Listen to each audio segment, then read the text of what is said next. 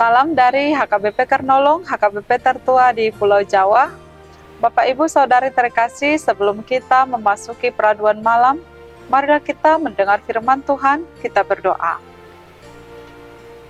Bapak, terima kasih buat segala kebaikan dan kasih setiamu yang selalu memberkati kami hingga pada saat ini.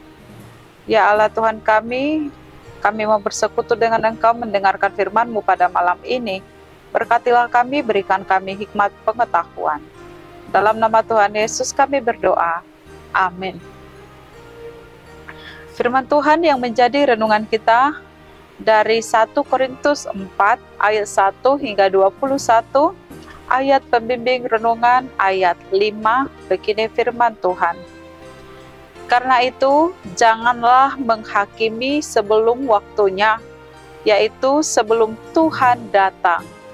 Ia akan menerangi juga apa yang tersembunyi dalam kegelapan, dan ia akan memperlihatkan apa yang direncanakan di dalam hati. Maka tiap-tiap orang akan menerima pujian dari Allah.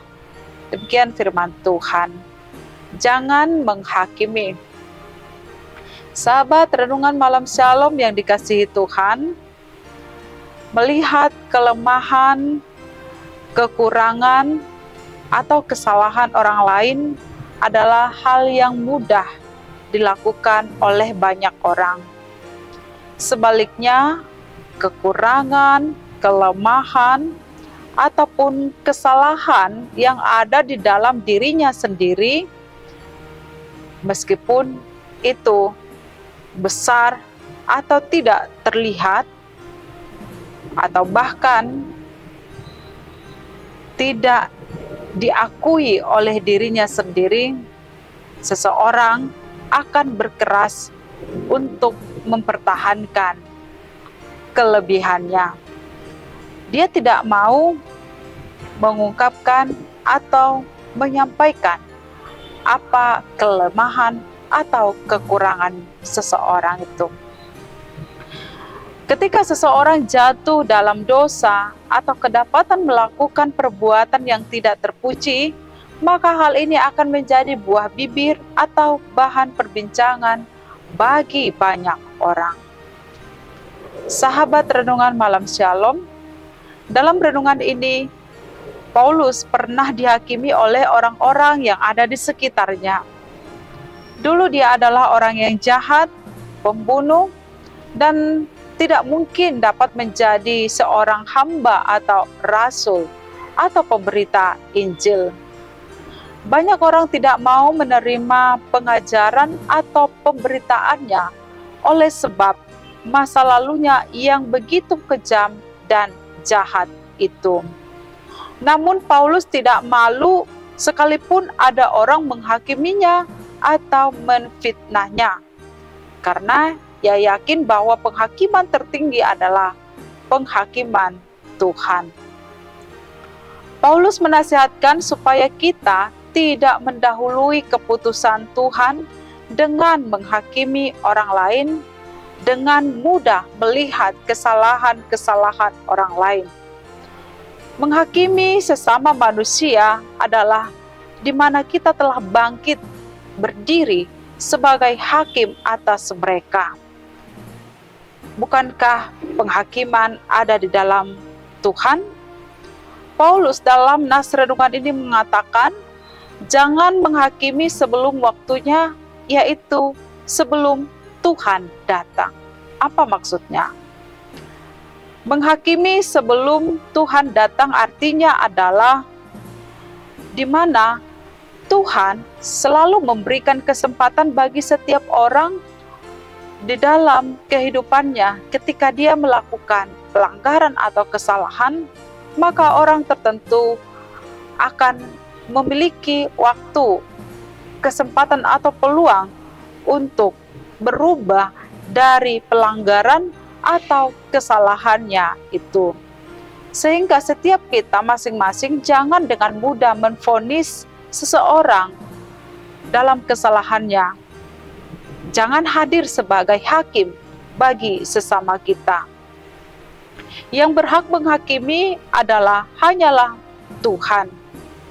Kita bukanlah manusia yang sempurna, yang persis mengetahui segala sesuatu tentang kehidupan orang lain.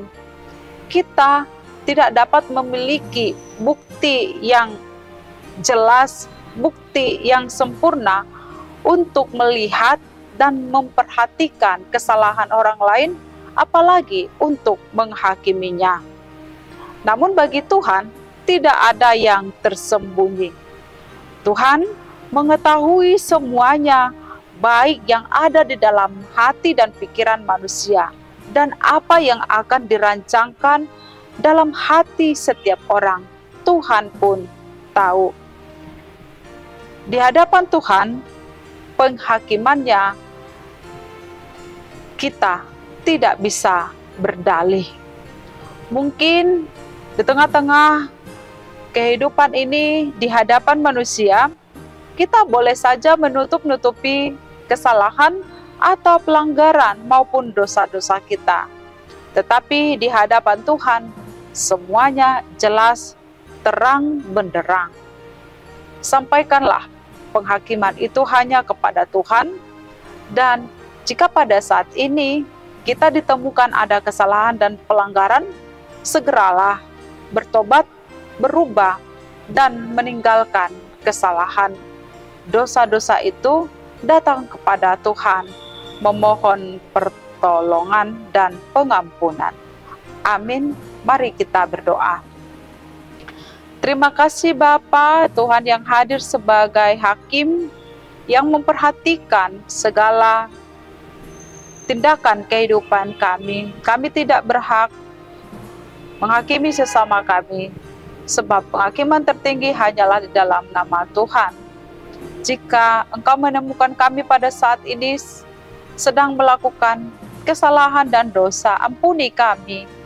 Ingatkan kami untuk mau bertobat, meninggalkan dosa kami. Malam ini Tuhan, kami hendak beristirahat, memberikan diri di tempat tidur. Berkatilah kami. Dalam nama Tuhan Yesus kami berdoa.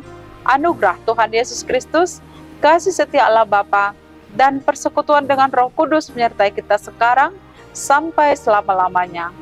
Amin.